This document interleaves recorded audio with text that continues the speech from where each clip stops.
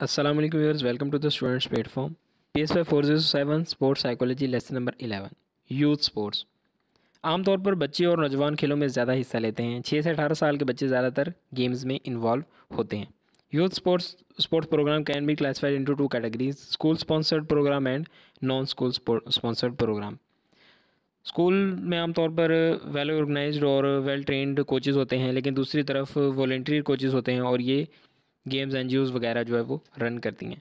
Benefits of youth and sports, reasons Y children participate. ये 5 point दिए हुए हैं। कह रहा है कि the motive to have fun करने के लिए, नई स्किल्स सीखने के लिए, फिजिकली फिट रहने के लिए, चैलेंजेस को एंजॉय करने के लिए।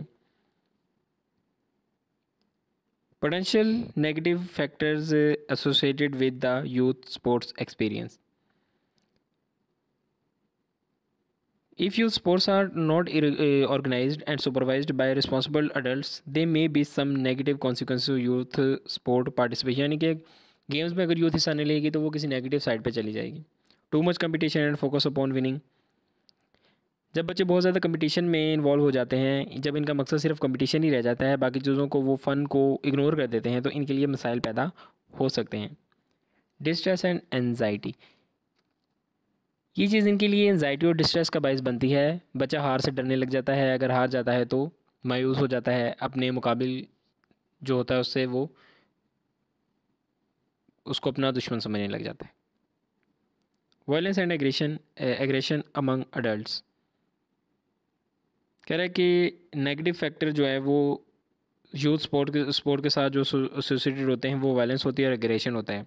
यानी कि वो एक दूसरे के साथ लड़ते झगड़ते हैं, खेल के दौरान लड़ाइयाँ भी हो जाती हैं और काफ़ी उनका नुकसान लोगों का हो जाता है। Why youth drop out of sports.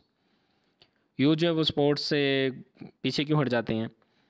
क्योंकि वो इसमें फ़न महसूस नहीं करते, खुशी जॉय महसूस नहीं करते, फिज़िकल एक्टिविटी जो है वो कम हो जाती है उनकी, ठीक है। चैलेंजेस और एक्साइटमेंट उनमें कम होती है। टीम एटमॉस्फेयर इतना अच्छा नहीं होता, मिलकर नहीं खेलते, अक्सर खेलते हैं तो लड़ाई हो जाती है। इस वजह से वो जो है वो गेम से पीछे हटने लग जाते हैं। Training volunteer coaches in developed countries.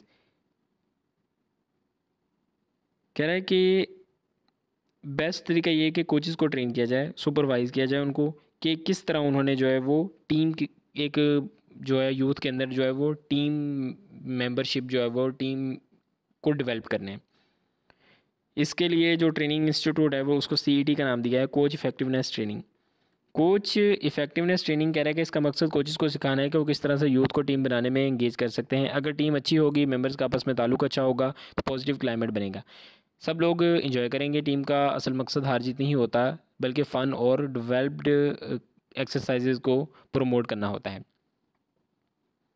Coach parent relationship कह रहा है कि इसके अंदर पहले यहाँ से देखें, रिवर्स डिपेंडेंसी ट्रैप। इससे मुराद ये है कि अक्सर पेरेंट अपने बच्चों को अपनी एक्सटेंशन समझ लेते हैं। वो समझते हैं कि वो जो ना कर सके इनके बच्चे करेंगे, इनके गोल्स को अपने उनके बच्चे पूरा करेंगे। ये चीज़ बच्चों को डिस्करेज करती है। व्यूअर, ये था हमारा lesson. I hope I made it clear. मिलते हैं जल्दी नेक्स्ट लेसन में। Till then take care. अल्लाह हाफिज़।